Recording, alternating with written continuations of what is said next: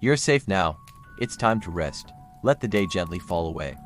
Take in a deep breath, and let it out slowly. Feel your body begin to unwind, your limbs growing heavy, your thoughts drifting like cherry blossoms on a quiet stream.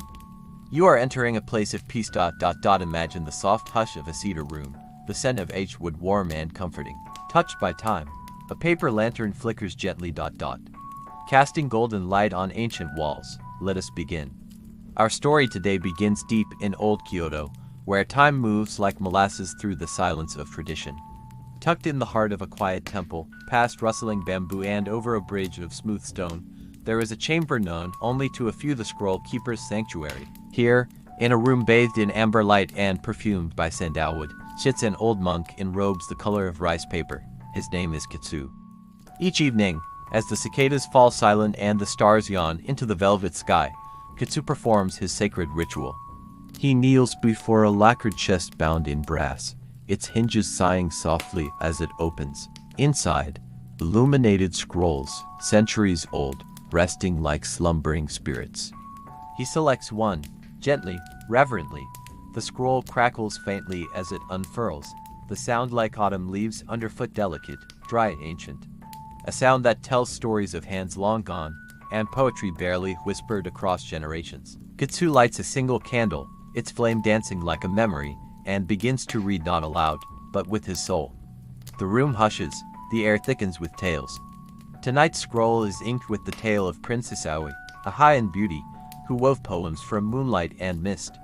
Her words, captured by court scribes, are soft as plum blossoms falling on snow.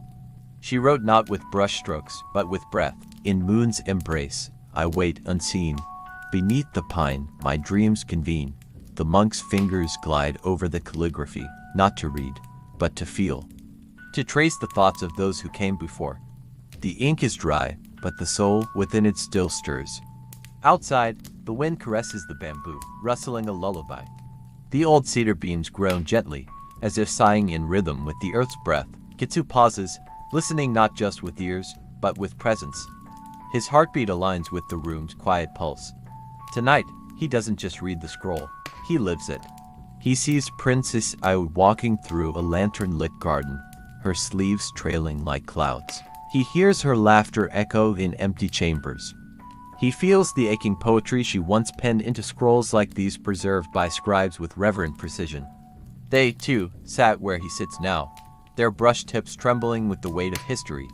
Kitsu closes his eyes, and the scroll breathes. Its tale flows into him like tea into porcelain. Time melts. There is no temple, no monk, no room, only the rhythm of rustling paper, whispering poems, and memories held in golden ink. Let that image lull you. You are not just watching him, you are with him. You feel the texture of handmade parchment beneath your fingertips. You hear the soft tss as the paper shifts. You smell the faint sweetness of ink and incense. You become the scroll. You become the story. A koi pond ripples outside, stirred by moonlight. A bell chimes somewhere in the temple grounds. Low, slow, steady, and still the monk reads. Not hurried, not eager. Each syllable rolls like mist across a river. Let your breath follow that rhythm. Inhale, as the scroll opens. Exhale, as 1,000 years unfold. This temple has seen storms and peace, emperors and beggars, blossoms and bare branches. But inside this chamber, nothing changes. Here, stories sleep, and Kitsu, he is their gentle guardian. He never reads more than one scroll a night. For stories, he says, deserve to be dreamt, not consumed. He rolls the parchment closed again, its edges worn, its scent sweet with age. He bows, not just to the scroll, but to all who once touched it. The poets, the scribes, the dreamers. He tucks it back into its box. The latch clicks shut soft and final. Outside, the wind still sings. The stars have shifted. And now, his eyes grow heavy too. He curls beside the box, not as its keeper, but as its companion. The candle gutters low, shadows lean in, and silence, true silence, returns. So too, shall you now sleep. Let this temple cradle your mind. Let the scent of cedar soothe your breath. Let the rustle of old scrolls guide you down into your dreams. You are safe, you are still, you are starlit and silent. Drift now, gently, as the scroll keeper does.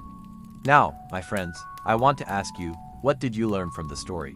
And what is the most important lesson you've learned from someone else? Please share your thoughts in the comments below.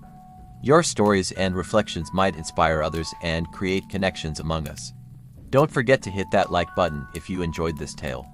And if you haven't already, please consider subscribing to our channel. And until we meet again in our next story, remember, you are braver than you believe, stronger than you seem, and more loved than you know. Good night.